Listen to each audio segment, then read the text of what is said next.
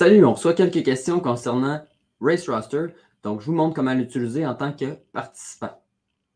Première étape, c'est de se rendre sur RaceRoster. Fait que tu vas te rendre sur le bouton Inscription. Ensuite, tu vas te connecter à ton compte.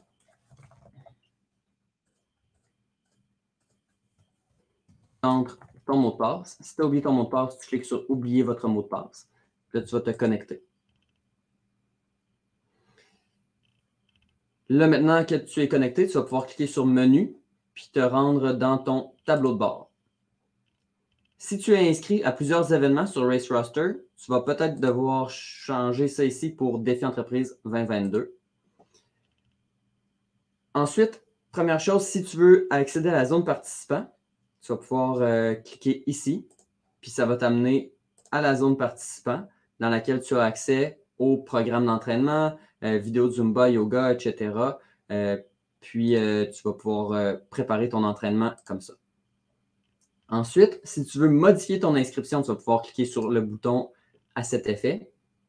Modifier ton inscription, ta grandeur de chandail, ton adresse, etc. Ensuite, si tu veux accumuler des minutes d'activité physique, ça va être ici. Tu vas cliquer sur « Ajouter une activité ».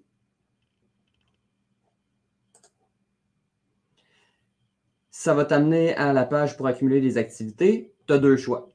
Soit tu associes Runkeeper à ton compte. Runkeeper, c'est une application que tu peux utiliser sur ton cellulaire à laquelle tu peux lier ton Apple Watch, ta montre Garmin, etc. Donc, tu vas pouvoir connecter Runkeeper, puis automatiquement, il va importer tes entraînements dans ton compte RaceRoster, puis ça va accumuler tes minutes pour Défi Entreprise. Ensuite, si tu veux, tu peux aussi entrer manuellement tes données.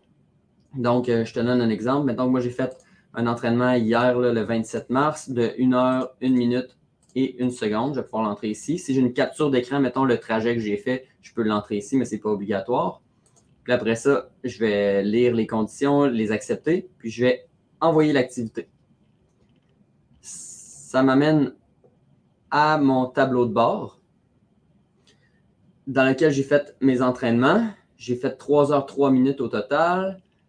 On vous a mis chacun un objectif de 50 heures d'activité physique. 50 heures, là, ça fait à peu près 4 heures 20 minutes d'activité physique par semaine. C'est beaucoup. En fond, ce qu'on suggère, c'est de faire au minimum 90 minutes d'activité physique par semaine. Puis ça donne environ une vingtaine d'heures au total du défi. Puis 50 heures, c'est l'objectif ultime. Selon votre tranche que vous avez atteinte, 10, 20, 30, 40, 50 heures, vous allez avoir une petite médaille virtuelle qui va vous encourager à atteindre le prochain niveau. Donc, c'est ça pour mon tableau de bord. Si je reviens à mon profil, si je veux faire un transfert d'inscription, je vais pouvoir le faire en cliquant sur l'onglet « Faire un transfert » ici, puis transférer mon inscription à un autre participant.